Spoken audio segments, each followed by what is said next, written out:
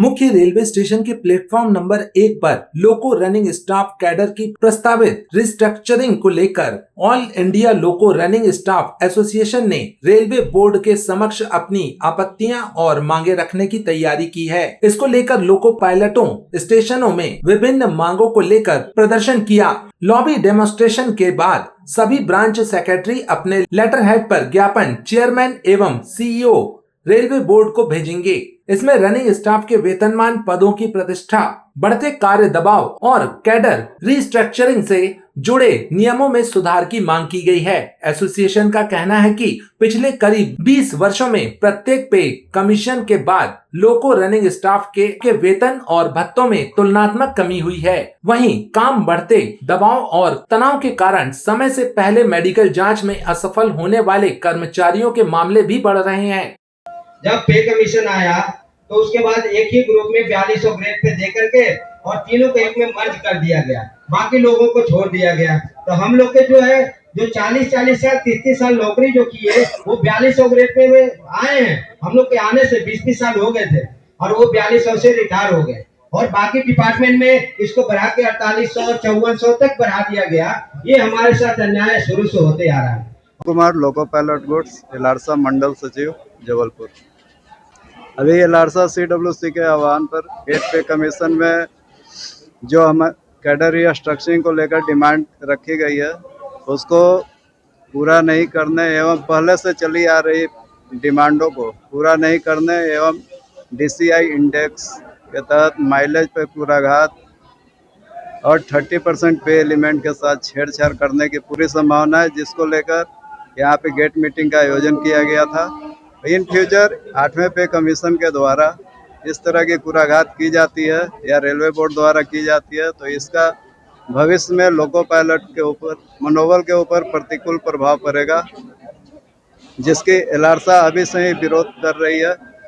और in future अगर इस तरह की घटना घटती है तो एलारसा द्वारा कड़े निर्णय लिए जाएंगे, जिसका खामियाजा रेलवे को भी भुगतना पड़ेगा और भविष्य में हड़ताल होने की संभावना से इनकार नहीं किया जा सकता।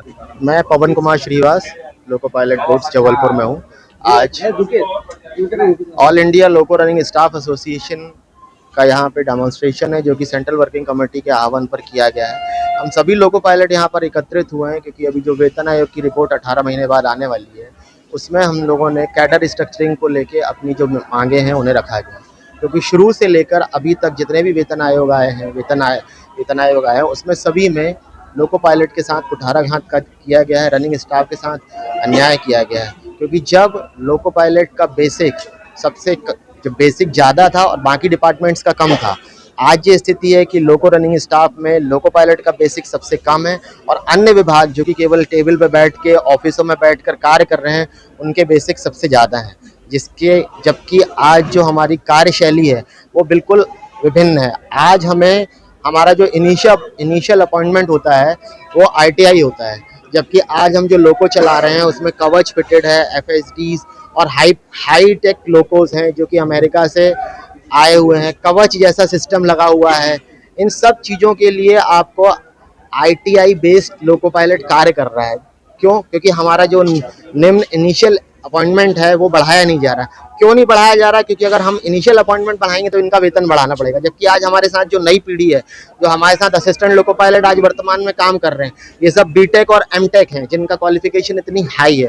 तो आज अगर हम उसी वेतन मान पे रह के रेलवे हमसे इतना कार्य करा रही है और वेतन नहीं दे रही, जिसके लिए आज हम सब यहाँ इकट्ठे हुए हैं और हम विरोध कर रहे हैं। और हमने जो अपनी डिमांड वेतन आयोग के समक्ष रखी गई है, जिसमें हमने loco pilot, assistant loco pilot को और लोको पायलट शंटिंग को लेवल 6 पे रखा है, लोको पायलट गुड्स को लेवल 7 की मांग की है, लोको पायलट पैसेंजर को लेवल 8 की मांग की है, लोको पायलट मेल को लेवल 9 की मांग की है और हाई स्पीड लोको पायलट्स को हम लोगों ने लेवल 10 की मांग की है। और जो CLIs हैं हमारे, जो चीफ लोको इंस्पेक्टर्स होते हैं जिनके अंडर में हम लोग रहते हैं, एक CLI के अंडर में 25 लोको पायलट्स रहते हैं जो उनको काउंसिल करते हैं, वर्किंग रूल्स बताते हैं, ड्राइविंग स्किल सिखाते हैं।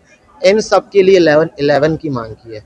तो हम वेतन आयोग से यही आशा करते हैं कि हमारी ये सारी मांग पूरी की जाए और जो दूसरे विभाग हमारे अधीन या हमारे समकक्ष हमारे वेतन आयोग या हमारे लेवल या हमारे 30% की मांग कर रहे हैं, उनकी कार्यशैली और हमारी वर्किंग एफिशिएंसी और वर्किंग कार्यशैली को समतुल्य करके देखा जाए कि किसकी एफिशिएंसी ज़्यादा है, किसका कार्य के घंटे कितने ज़्यादा हैं। आज जो एक लोको पायलट मेल है उनकी उम्र 55-56 साल है और वो यहाँ से खंडवा जाते हैं, 468 किलोमीटर है और 130 स्पीड है। उस 130 में हर तीसरे सेकंड में एक सिग्नल आता है। हर आउट ऑफ हेडक्वार्टर रहते हैं, वो 24-24 घंटे वहाँ पे बिताते हैं। उसके बाद पूरी रात की गाड़ी लेकर फिर आते हैं और उन्हें हेडक्वार्टर में भी पोजीशन खराब होने के कारण कई बार 14+2 में गाड़ी लगाई जाती है। आउट ऑफ हेडक्वार्टर में भी 6+2 में गाड़ी लगाई जाती है। और आप अपने दिमाग में एक 55 से लेके 60 साल में जो लोको पायलट हैं वो अपने दिमाग को कितने तरीके से मेंटेन करके रखने, अपनी बॉडी को कितना मेंटेन करके रख रहे हैं। 55 के बाद, जहाँ तक आप सभी को पता भी नहीं है कि 55 साल के बाद लोको पायलट का हर साल मेडिकल होता है जिसमें उसको A1 कैटेगरी में फिट रहना पड़ता है। तो 55 साल के बाद आप A1 कैटेगरी में फिट रहते हुए इतनी सक्षमता से गाड़ी चलाने के बाद यदि आप जो वेतन मांग रहे हैं या आप जिसके हकदार हैं वो नहीं मिलेगा तो उससे रनिंग स्टाफ का मनोबल कम होगा, डाउन होगा और उनका मॉरल डिमोरलाइज होंगे। इसलिए मैं आपके माध्यम से भी सरकार से ये गुजारिश करूंगा कि कृपया कर हमारे समस्त रनिंग स्टाफ की जो मांगे हैं उन्हें पूरा किया जाए। बस इसी आशय के साथ। हड़ताल कितने दिन क्या है?